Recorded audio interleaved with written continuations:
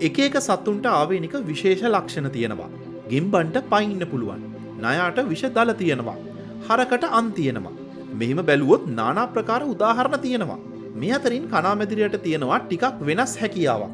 එයාට පුළුවන් එයාගේ පිටිපස්ස කොටසින් එලියක් විහිදවන්න. මරු වැඩක් නේද? අපි අද කතා කරන්න යන්නේ කොහොමද මෙයාලා ආලෝකය නිපදවන්නේ සහ ඒකෙන් එයාලට තියෙන ප්‍රයෝජන ගැන.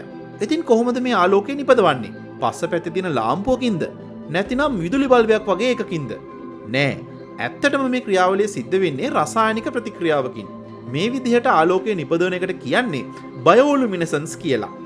ඉතින් මේ රසායනික ක්‍රියාවලියට දායක වන්නේ ලුසිෆරින් කියන රසායනිකය. ලුසිෆරස් කියන එන්සයිමය. ඔක්සිජන් සහ ATP. ATP කියන්නේ සෛලවල ක්‍රියාකාරීත්වයට අවශ්‍ය වන ඉන්ධනය ඇඩොනසින් ට්‍රයිපොස්පේට්. ඇත්තටම ලුසිෆරින් කියන්නේ ජීවින්ගේ බයෝලුමිනසන්ස් ප්‍රතික්‍රියාව සහිත අවයවවල අඩංගු ආලෝකය විහිදවන සංයෝගයට කියන සාමාන්‍ය නම. සමස්තයක් වශයෙන් ඔක්කොටම මේ නම භාවිතා කළාට ලුසිෆරින් විවිධ වර්ග විවිධ ජීවීන් සතුව තියෙනවා.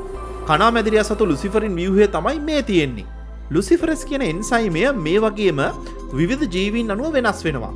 මේ තියෙන්නේ එම එන්සයිමය ව්‍යුහය.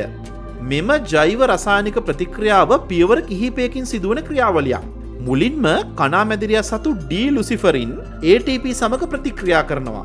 මෙහිදී ලුසිෆරස් එන්සයිමය උත්ප්‍රේරකයක් විදිහට එහෙමත් නැතිනම් කැටලිස්ට් එකක් විදිහට ක්‍රියා කරනවා. මෙම ප්‍රතික්‍රියාවෙන් අතරමැදි සංයෝගයක් නිර්මාණය වෙනවා. මෙම අතරමැදි සංයෝගය ඔක්සිජන් සමග ප්‍රතික්‍රියා කරලා තවත් අතරමැදි සංයෝගයක් නිර්මාණය කරනවා. මෙය ඔක්සි ලුසිෆරින් ලෙස හඳුන්වනවා. මෙය අධික ශක්තියකින් යුක්ත ව්‍යුහයක්. මෙම අධික ශක්තියකින් යුක්ත ව්‍යුහය කාබන් ඩයොක්සයිඩ් විමෝචනය කරමින් අස්ථායි ලුසිෆරින් ව්‍යුහ දෙකක් බවට පත්වෙනවා. එකක් කීටෝ ආකාරය, අනික ඊනෝල් ආකාරය. මෙම අධි අස්ථායි ව්‍යුහේ, ඒ කියන්නේ ඔක්සි ලුසිෆරින් ශක්තිය ආලෝකය ලෙසින් නිදහස් කරමින් භූමි මට්ටමට, ඒ කියන්නේ ග්‍රවුන්ඩ් ස්ටේට් එකට පත්වෙනවා. කීටෝ ආකාරය රතු ආලෝකයක්, ඊනෝල් ආකාරය කහ කොළ මිශ්‍ර ආලෝකයක් නිදහස් කරනවා. ඉතින් මෙන්න මේ විදිහට තමයි කණාමැදිරියා ආලෝකය නිපදවන්නේ. ඉතින් ඇයි මෙයාලට මේ හැකියාව ලැබිලා තියෙන්නේ? මේක මෙයාලා භාවිතා කරන්නේ තමන්ගේ සහකරුවන් ආකර්ෂණය කර ගැනීමට. සංනිවේදනය වගේම විලෝපිකයන්ට අනතුරු වැගීමක් විදිහටත් භාවිතා කරනවා. ඒක හරියට නිකන් විලෝපිකයට මම ළඟ විෂ සහිත රසායනිකයක් තියෙනවා, මාව කෑවොත් උඹ ඉවරයි වගේ හැඟීමක්.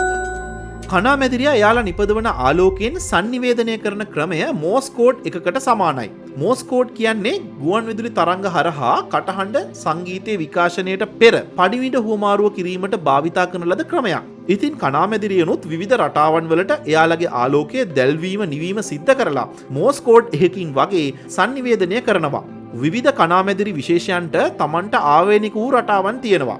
සමහර විට ලංකාවේ කණාමැදිරියෙක්ට චීන කණාමැදිරියක කතා කරන්න බැරි වෙන්න පුළුවන්. හලෝ මචං කොහොමද? මම චීනට ආවා. 我无法理解。 ඉතින් මේ වගේ තවත් වීඩියෝ එකකින් නැවත හමු වෙමු.